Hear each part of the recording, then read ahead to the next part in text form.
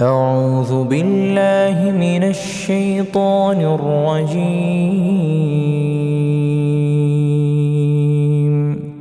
بسم الله الرحمن الرحيم.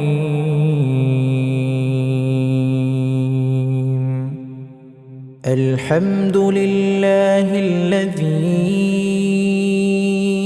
أنزل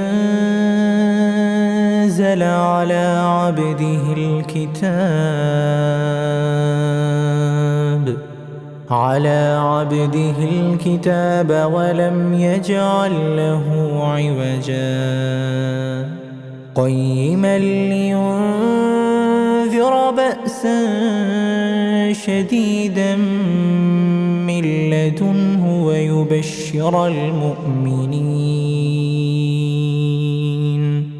ويبشر المؤمنين الذين يعملون الصالحات أن لهم أجرا حسنا ماكثين فيه أبدا وينذر الذين قالوا اتخذ الله ولدا ما لهم به من علم ولا لآبائهم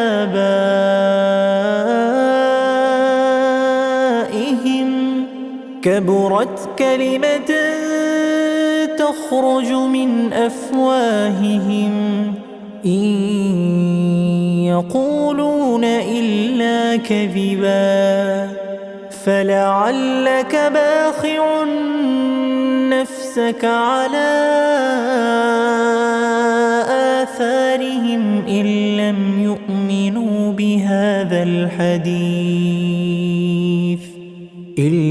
يؤمنوا بهذا الحديث أسفا إنا جعلنا ما على الأرض زينة لها لنبلوهم أيهم أحسن عملا وإنا لجاعلون ما عليها صعيدا جرزا أم حسبت أن أصحاب الكهف والرقيم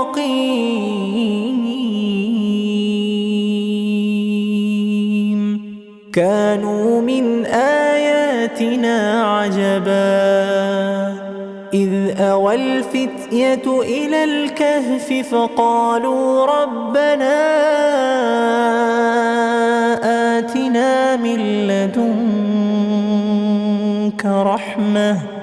آتنا من لدنك رحمة وهيئ لنا من أمرنا رشدا فضربنا على آذانهم في الكهف سنين عددا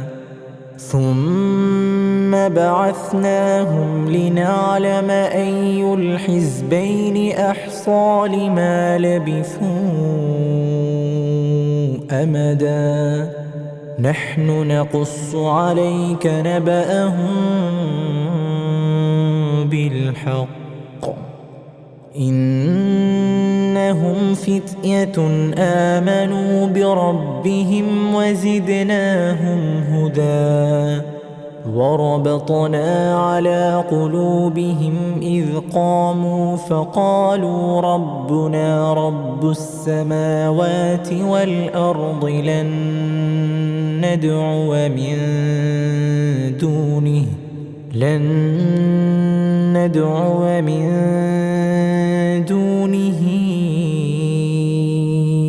إلها لقد قلنا إذا شططا هؤلاء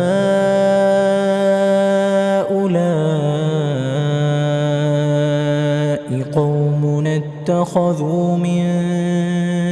دونه آلهة لولا يأتون عليهم بسلطان بين فمن أظلم ممن افترى على الله كذبا وإذ اعتزلتموهم وما يعبدون إلا الله فأووا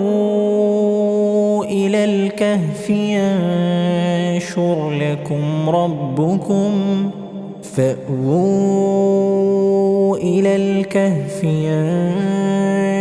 لكم ربكم من رحمته ويهيئ لكم من أمركم مرفقا وترى الشمس إذا طلعت تزاور عن كهفهم ذات اليمين وإذا غربت تقرضهم ذات الشمال وهم في فجوة منه ذلك من آيات الله من يهد الله فهو المهتد ومن يضلل فلن تجد له وليا مرشدا وتحسبهم أيقاظا وهم رقود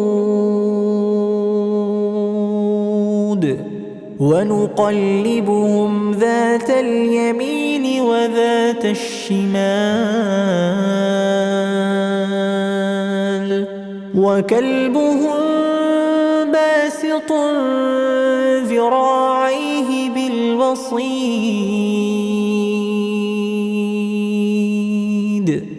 لو اطلعت عليهم لوليت منهم فرارا ولملئت منهم رعبا وكذلك بعثناهم ليتساءلوا بينهم قال قائل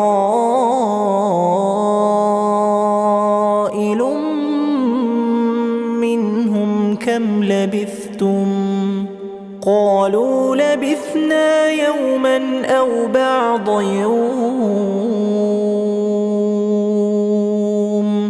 قالوا ربكم أعلم بما لبثتم فابعثوا أحدكم بورقكم هذه إلى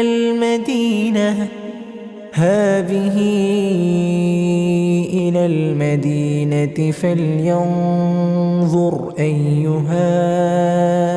أزكى طعاما فليأتكم برزق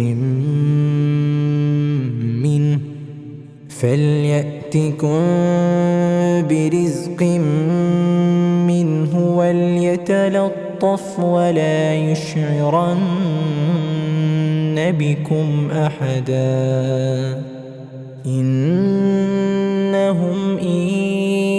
يظهروا عليكم يرجموكم أو يعيدوكم في ملتهم ولن تفلحوا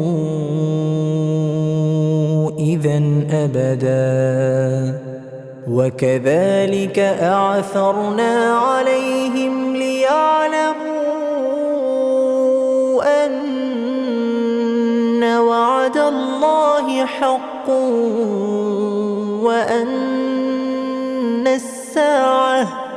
وأن الساعة لا ريب فيها إذ يتنازعون بينهم أمرهم فقالوا ابنوا عليهم بنيانا ربهم أعلم بهم قال الذين غلبوا على أمرهم لنتخذن عليهم مسجدا سيقولون ثلاثة رابعهم كلبهم ويقولون 5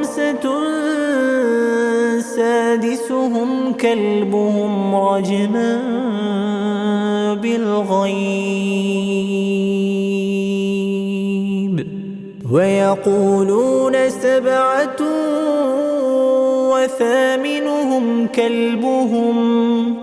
قل ربي أعلم بعدتهم ما يعلمهم إلا قليل فلا تمار فيهم إلا مراء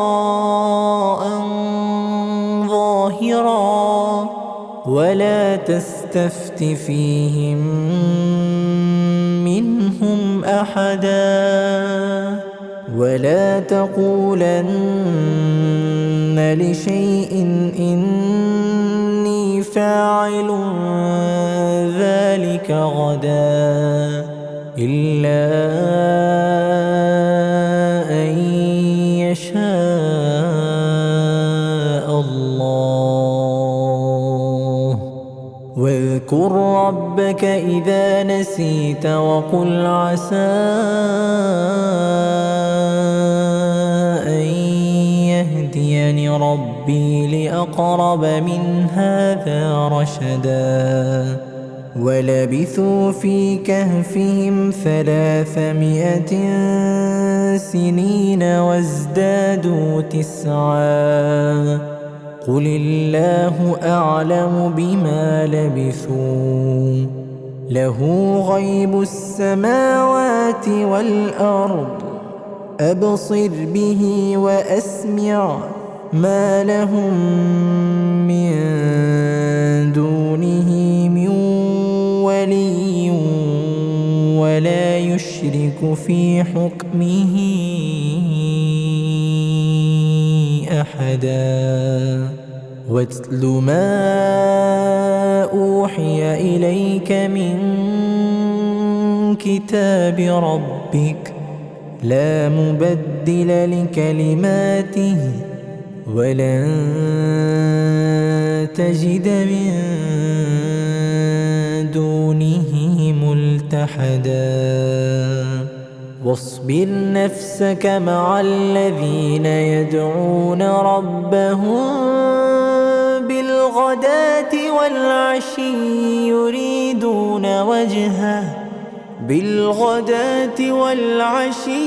يريدون وجهه ولا تعد عيناك عنهم تريد زينة الحياة الدنيا ولا تطع من أغفلنا قلبه عن ذكرنا واتبع هواه وكان أمره فرطا وقل الحق من ربكم فمن شاء فليؤمن ومن شاء فليكفر إنا أعتدنا للظالمين نارا أحاط بهم سرادقها وإن يستغيثوا يغاثوا بماء كالمهل يشوي الوجوه بئس الشراب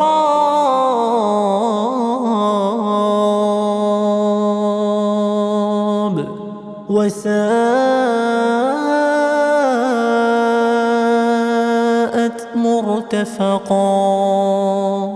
إن الذين آمنوا وعملوا الصالحات إنا لا نضيع أجر من أحسن عملا أولئك لهم جنات عدن تجري من تحتهم الأنهار يحلون فيها من أساور من ذهب ويلبسون ثيابا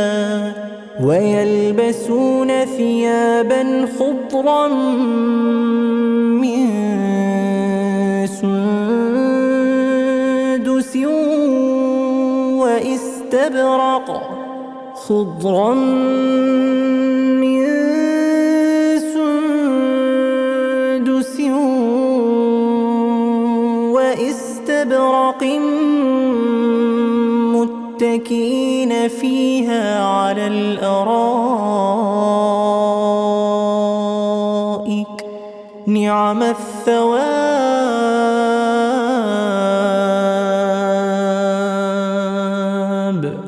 وحسنت مرتفقا واضرب لهم مثل الرجلين جعلنا لأحدهما جنتين من أعناب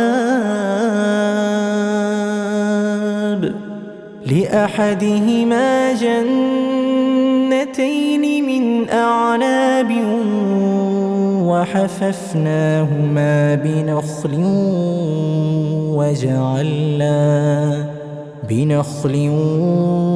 وجعلنا بينهما زرعا كلتا الجنتين آتت أكلها ولم تظلم منه شيئا وفجرنا خلالهما نهرا وكان له ثمر فقال لصاحبه وهو يحاوره أنا أكثر منك مالا وأعز نفرا ودخل جنته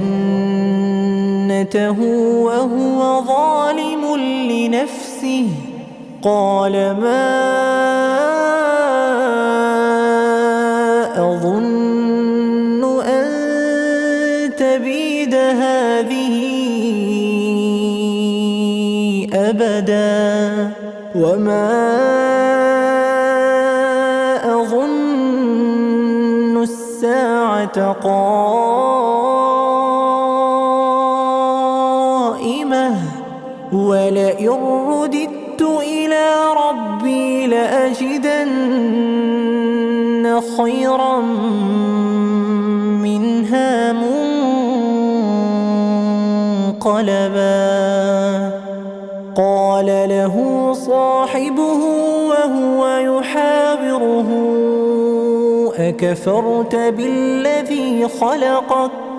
أكفرت بالذي خلقك من تراب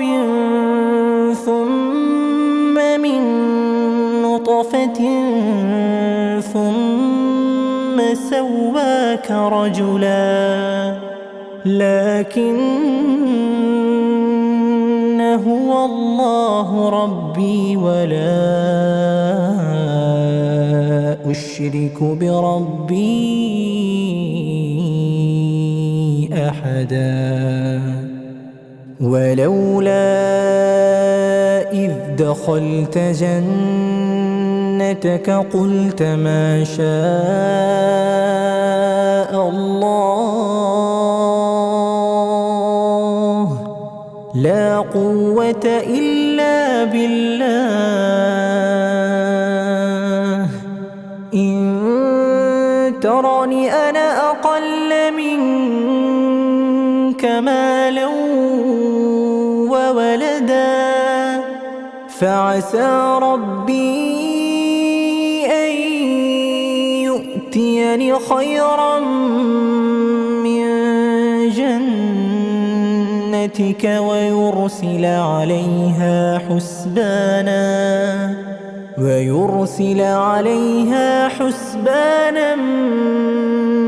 من السماء فتصبح صعيدا زلقا أو يصبح ماؤها غورا فلن تستطيع له طلبا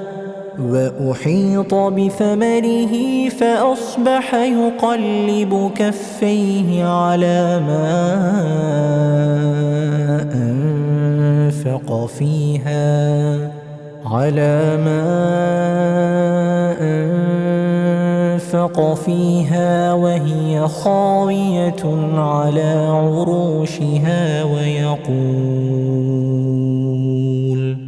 وهي خاوية على عروشها ويقول يا ليتني لم أشرك بربي أحدا ولم تكن له فئة ينصرونه من دون الله وما كان منتصرا هنالك الولاية لله الحق هو خير ثوابا وخير عقبا واضرب لهم مثل الحياة الدنيا كماء إن أنزلناه من السماء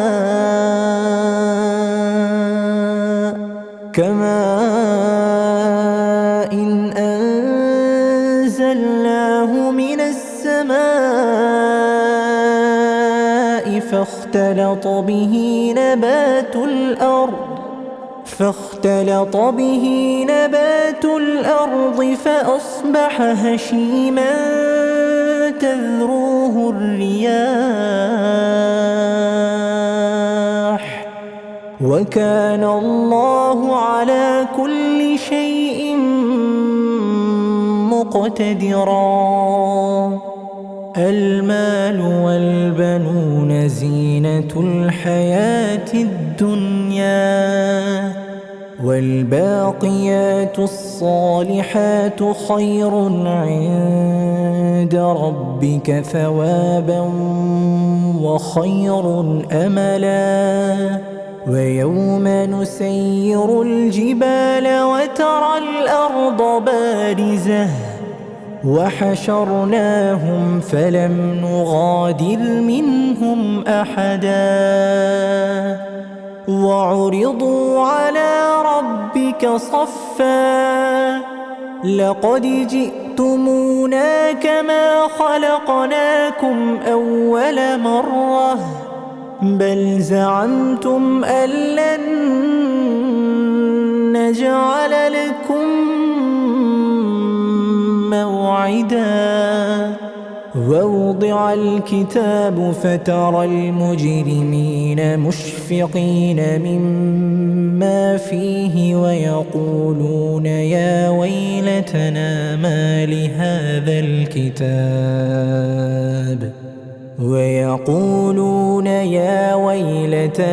ما لهذا الكتاب لا يغادر صغيرة ولا كبيرة إلا أحصاها ووجدوا ما عملوا حاضرا ولا يظلم ربك أحدا وإذ قلنا للملائكة اسجدوا لآدم فسجدوا إلا إبليس كان من الجن ففسق عن أمر ربه أفتتخذونه وذريته أولياء من دوني وهم لكم عدو بئس للظالمين بدلا ما أشهدتهم خلق السماوات والأرض ولا خلق أنفسهم وما كنت متخذ المضلين عضدا ويوم يقول نادوا شركائي الذين زعمتم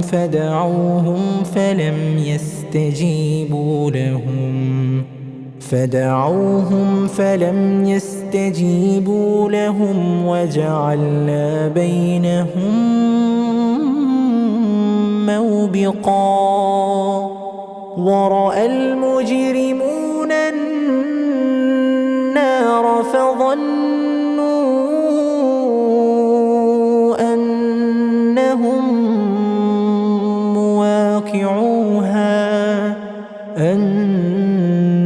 أنهم مواقعوها ولم يجدوا عنها مصرفا ولقد صرفنا في هذا القرآن للناس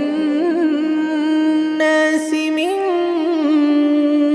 كل مثل وكان الإنسان أكثر شيء جدلا وما منع الناس أن يؤمنوا إذ جاءهم الهدى ويستغفروا ربهم إلا أن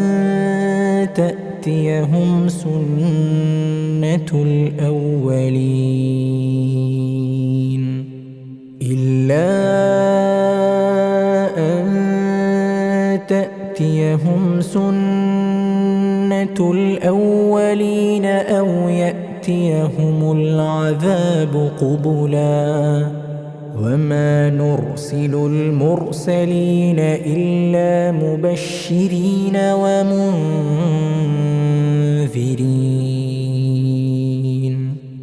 ويجادل الذين كفروا بالباطل ليدحضوا به الحق واتخذوا آياتي وما أنذروا هزوا ومن أظلم ممن ذكر بآيات ربه فأعرض عنها ونسي ما قدمت يداه إنا جعلنا على قلوبهم أكنة أن يفقهوه وفي آذانهم وقرا وإن تدعهم إلى الهدى فلن يهتدوا إذا أبدا وربك الغفور ذو الرحمة لو يؤاخذهم بما كسبوا لعجل لهم العذاب بل لهم موعد لن يجدوا من دونه موئلا وتلك القرى أهلكناهم لما ظلموا وجعلنا لمهلكهم موعدا وإذ قال موسى لفتاه لا أبرح حتى أبلغ مجمع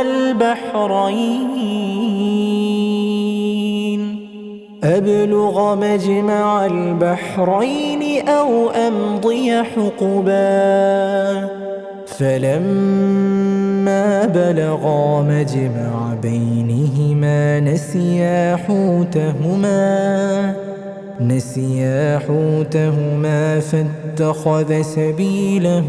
في البحر سربا فلما جاوزا قال لفتاه آتنا غداءنا لقد لقينا من سفرنا هذا نصبا قال أرأيت إذ أوينا إلى الصخرة فإني نسيت الحوت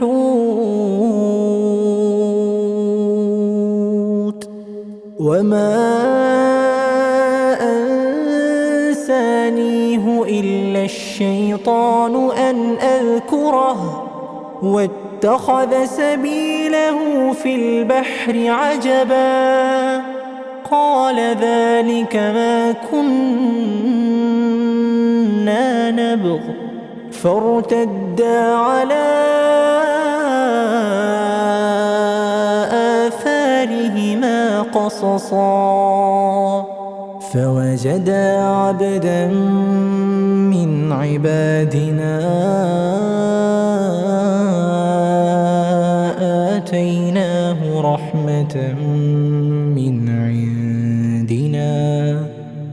آتيناه رحمة من عندنا وعلمناه من لدنا علما قال له موسى هل أتبعك على أن تعلمني مما علمت رشدا قال إنك لن تستطيع معي صبرا وكيف تصبر على ما لم تحط به خبرا قال ستجدني إن شاء الله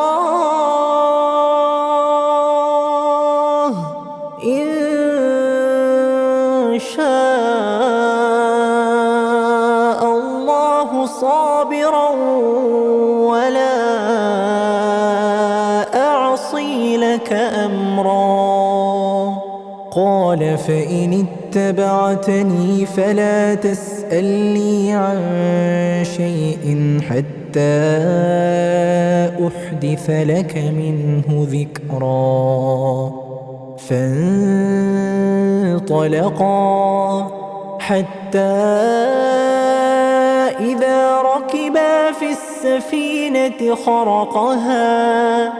قال أخرقتها لتغرق أهلها لقد جئت شيئا إمرا قال ألم أقل إنك لن تستطيع معي صبرا قال لا تؤاخذني بما نسيت ولا ترهقني من أمري عسرا فانطلقا حتى إذا لقيا غلاما فقتله قال أقتلت نفسا زكية بغير نفس لقد جئت شيئا نكرا قال ألم أقل لك إنك لن تستطيع معي صبرا قال إن سألتك عن شيء بعدها فلا تصاحبني قد بلغت من لدني عذرا فانطلقا فانطلقا حتى إذا أتيا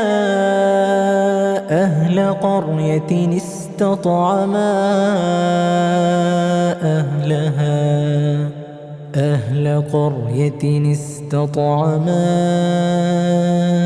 أهلها فأبوا أن يضيفوهما فوجدا فيها جدارا يريد أن ينقض فأقامه قال لو شئت لاتخذت عليه أجرا قال هذا فراق بيني وبينك سأنبئك بتأويل ما لم تستطع عليه صبرا أما السفينة فكانت لمساكين يعملون في البحر فأردت أن أعيبها وكان وراءهم ملك يأخذ كل سفينة غصبا وأما الغلام فكان أبواه مؤمنين فخشينا أن يرهقهما طغيانا وكفرا فأردنا أن يبدلهما ربهما خيرا منه زكاة وأقرب رحما وأما الجدار فكان لغلامين يتيمين في المدينة وكان تحته كنز لهما وكان أبوهما صالحا فأراد ربك أن يبلغا أشدهما ويستخرجا كنزهما رحمة من ربك وما فعلته عن أمري ذلك تأويل ما لم تسطع عليه صبرا ويسألونك عن ذي القرنين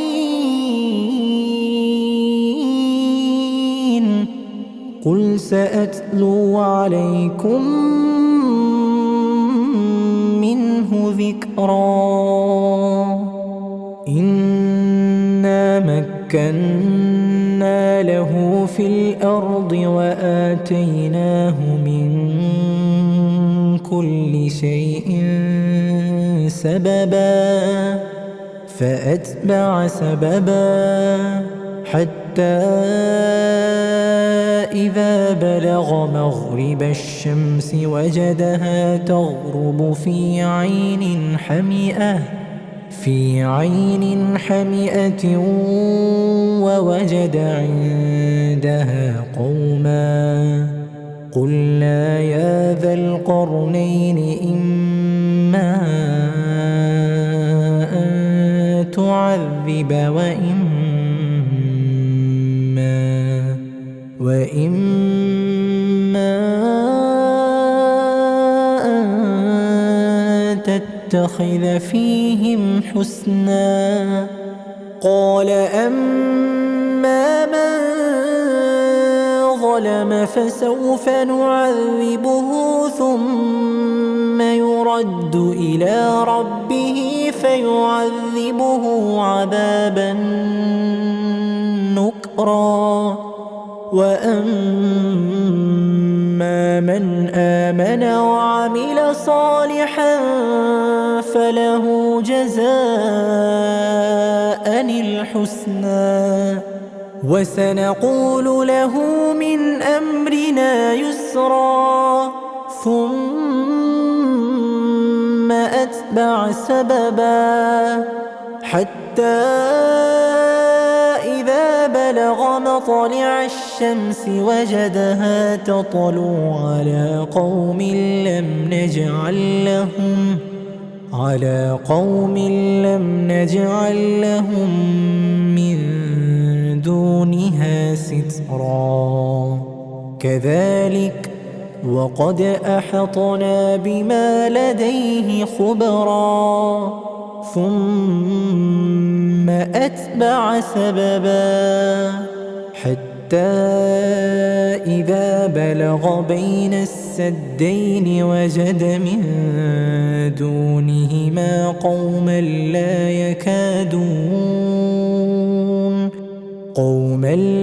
يكادون يفقهون قولا قالوا يا ذا القرنين إن يأجوج ومأجوج مفسدون في الأرض فهل نجعل لك خرجا على أن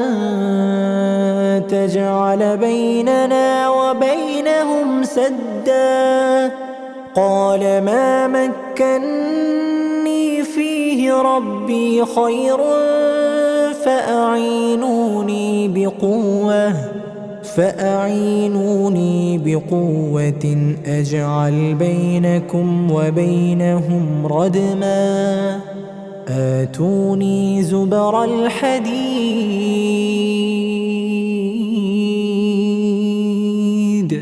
حتى إذا ساوى بين الصدفين قال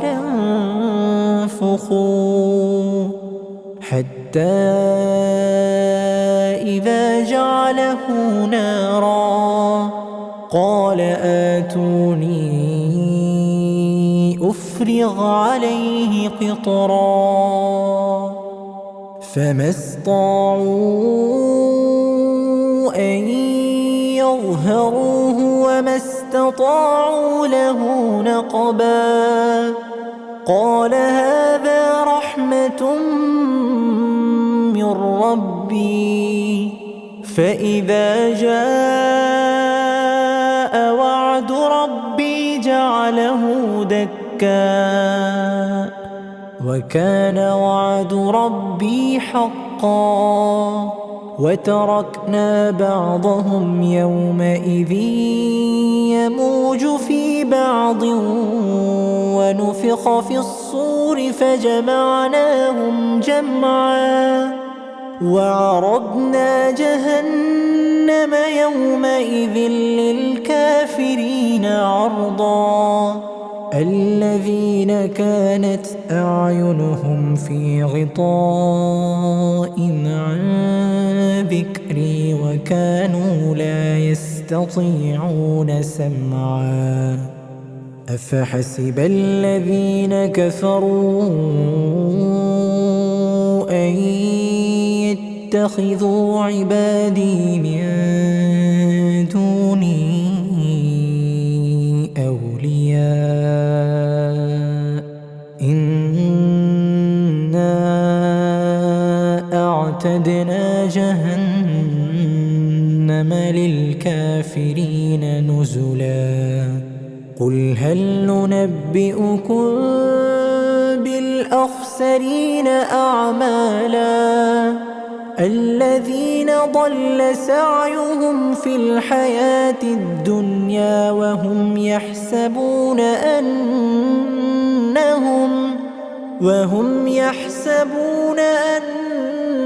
أنهم يحسنون صنعا أولئك الذين كفروا بآيات ربهم ولقائه فحبطت أعمالهم فلا نقيم لهم يوم القيامة وزنا ذلك جزاؤهم جهنم بما كفروا واتخذوا آياتي واتخذوا آياتي ورسلي هزوا إن الذين آمنوا وعملوا الصالحات كانت لهم جنات الفردوس نزلا خالدين فيها لا يبغون عنها حولا قل لو كان البحر مدادا لكلمات ربي لنفد البحر قبل أن تنفد كلمات ربي ولو جئنا بمثله مددا قل إنما أنا بشر مثلكم يوحى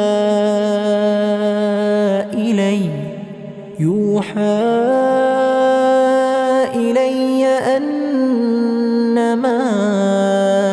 إلهكم إله واحد فمن كان يرجو لقاء ربه فليعمل عملا